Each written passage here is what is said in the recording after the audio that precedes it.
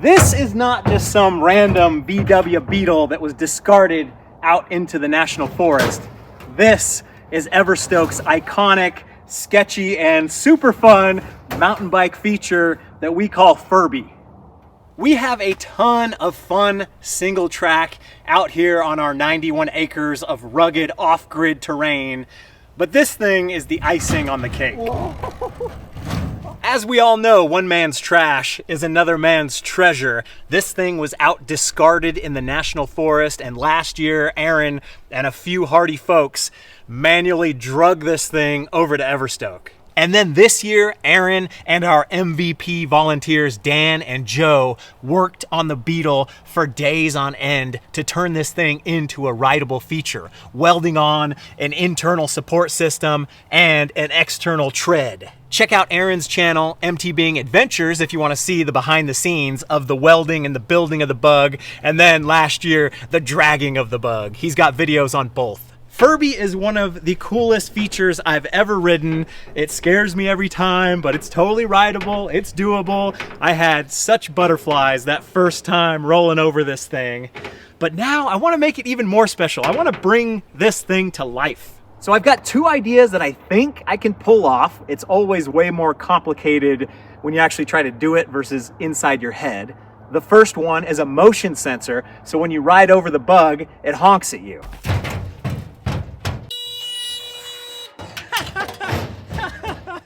The second idea is to have a GoPro with motion detection turned on, where if you're riding over this thing, you actually get a video clip and see how you did. So the first problem to solve out here is the power problem. I'm gonna need AC power, I'm gonna need USB power, I'm gonna need some solar panels to keep this thing fed, and thanks to the fine sponsor of today's video, Bluetti, that is not gonna be a problem at all. They sent over the AC60P and a 100-watt solar panel. The AC60P is the world's first IP65 rated portable power station, which means it's water resistant and dust proof. I'm gonna keep mine in a big plastic bin to protect it from the elements because it's gonna sit out in the wild for a long time. But if you're just out camping and it starts to rain or snow, your portable power station is gonna be A-okay.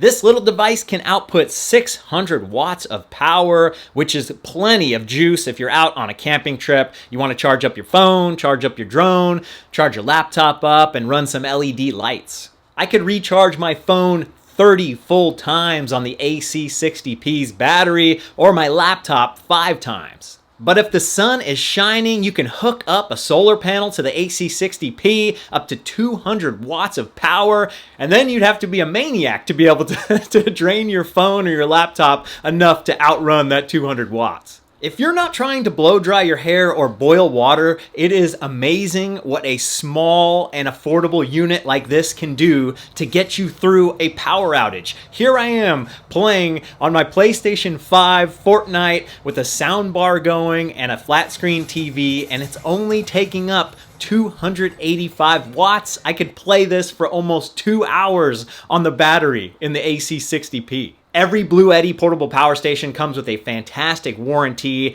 and a great app to actually control the unit. And all the latest and greatest Bluettis have the ability to add on extra batteries to get more energy. The AC60P comes with 500 watt hours of energy, but if you add on the B80P battery, you get another 800 watt hours. You can add 2 of those things, and then all of a sudden you got 2100 watt hours of energy that will last quite a while. So all of this begins with a $5 horn from Amazon and a dream. Of course, I've got to do a little beta test, quality control here, plug in the old cigarette lighter, hook up the 12-volt connections without actually touching them to myself or each other, and voila! We've got a working kind of sort of horn. And I did manage to let a little smoke out. Sarah likes it already.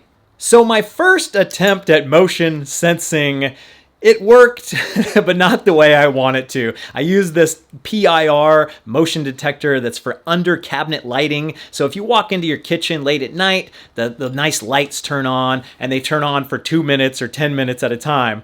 That's not what we need for a horn honking. I need stuff to turn on for less than a second and then turn off. It was a good learning experience, but not what we need for this project.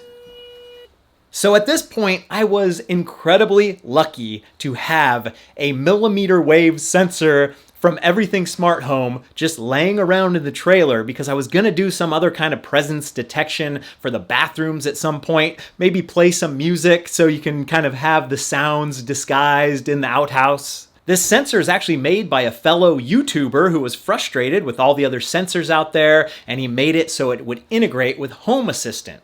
I figured I was going to need some kind of Raspberry Pi smart interface for this project, so I did order a Cana kit from Amazon. I like these kits because they're kind of bundled with a bunch of stuff instead of trying to build everything in the Raspberry Pi from scratch. So now I'm off to the races. I set up Home Assistant on the Raspberry Pi, got everything configured for the trailer's Wi-Fi so I could do some testing. And then I got really lucky again and found an AC to DC power supply that matched the volts and the amps for the horn, which allowed me to just plug the horn in and have it turn on. From there, I could plug the horn into a smart switch that was talking to Home Assistant. And my millimeter wave presence detector was also talking to Home Assistant. So if presence is detected, toot the horn for 1 second. So the beta test inside the cozy trailer works, but now I need to gather up all this equipment, put it in the wheelbarrow, and hike up to the bug through the muckiest muck of the entire year. The freeze thaw is horrible right now. This surface is terrible. It is brutal. The snow is so much easier to deal with. Let's get that Bluetti 100-watt solar panel fired up and get into my rat's nest of wires and plug everything back in how it's supposed to go. Not quite sure where the motion detector is going to go at this point, but I figure it should just face forward towards the rider approaching, and then I'll just put the horn on top of the bug for now and figure that out later too.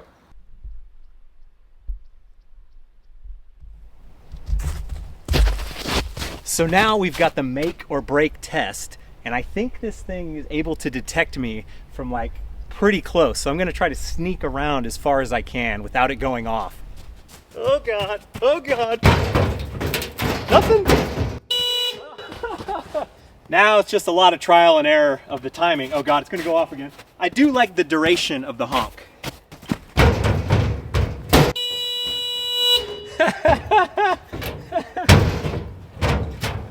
That felt pretty perfect.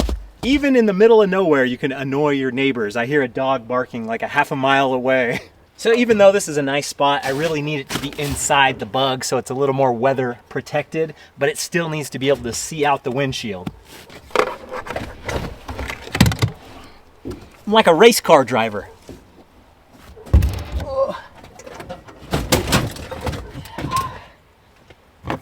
Thank you. Ooh. Attaching the motion sensor to the broken rear view mirror seemed like it was going to be the perfect spot, but every single test I did failed. So I moved the little sensor down here. I think this recessed headlight area would be pretty good, except for maybe we want to put headlights in eventually. So let's try it. Woo! And the horn's a little muted right now because I wrapped it in my jacket and I put it inside the black bin.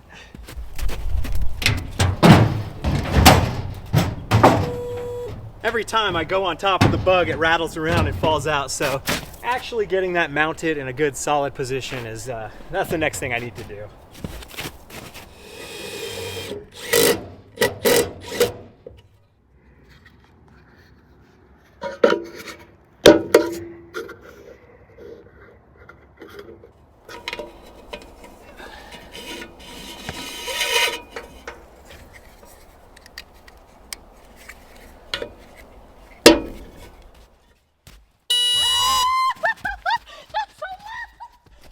So I think that's gonna work pretty good. I did an automation in Home Assistant for when the sensor picks up a person less than 18 feet away, start the automation. And since the person's in motion and since the automation takes a little while to click on, that seems like it'll be the perfect timing for the person to be on top of the bug, and then the buzzer goes off. And my thinking is that nobody's gonna ride this blind. Anyone who's gonna ride it is gonna look at it, they're gonna walk on it first, and then that's when they're gonna get their first honk and kind of see the surprise. Feel it in their bones. Did you feel it in your bones? I felt it in my whole nervous system.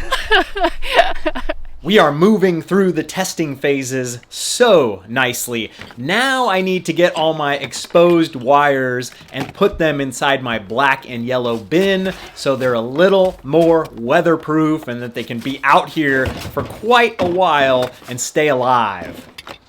So now that we've got this thrilling experience, what would be better than to capture it with a little GoPro video while you're going over and getting scared?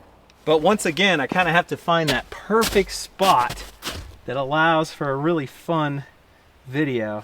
And really the best view is kind of way out here, so you get the bug in the background, a little bit of the scenery. Permanent tripod out in the woods, that could work. Yeah, it'd be pretty cool to build a post right here with the GoPro on top with just a little bit of articulation. You want to really have it in a solid position. Right now, this could get knocked over by the wind. Now I'm going to do the motion detection with the GoPro and hope it doesn't clip. Whoa! So now we're back to doing a timing thing where I need to set the camera to actually capture the person coming over.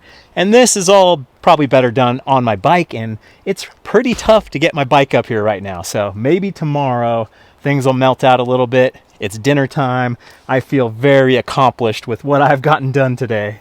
All right, it's the next day. I just turned Furby on. Let's get the first live fire run and see if it works. The mud and the snow have me a little worried.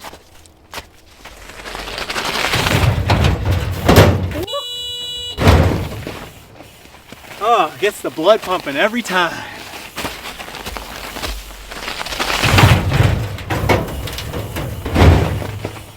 No honk that time?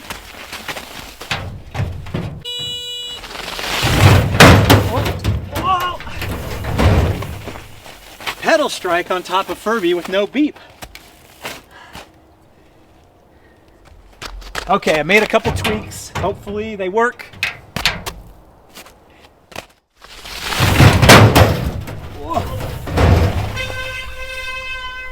I'm actually getting more scared every time I do it now because I keep having to like throw a crank in and I hit the top. Oh, honk, honk, baby, honk.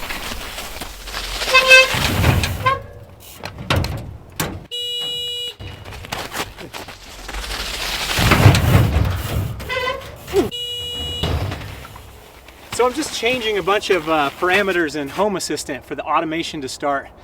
There was distance, there was speed. This time I just did like target acquired. Target number 1 is seen. And I actually like it where it beeps after you're done because it's it's so hectic. Oh, every time. Oh.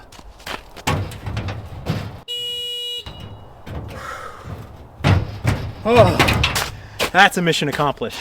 Now I'm going to check the GoPro because I've been doing GoPro clips this whole time. See if that worked.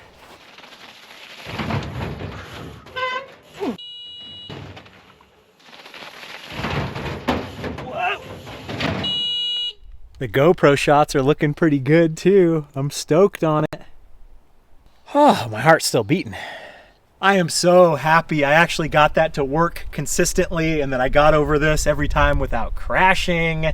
I had some other ideas for lights, but the lights during the day, who cares? I was thinking a smoke machine would be kind of cool, but what does that take, 10 minutes to actually fire up and start smoking? If you have any ideas, let me know. I'm very, very curious to see what else I could add because we've got the base layer, we've got the foundation in place. Big thanks to Bluetti for sponsoring this video. We have many, many Bluetti power stations. We've used and abused them over the past few years, and every single one of them still works. That's saying something. And a big thanks to you for watching this video. I've got so many more Everstoke projects like this that I want to pull off. Cannot do it without you. So do me a favor, go ride something new. Maybe the Furby at Everstoke, and maybe I'll see you on the trail.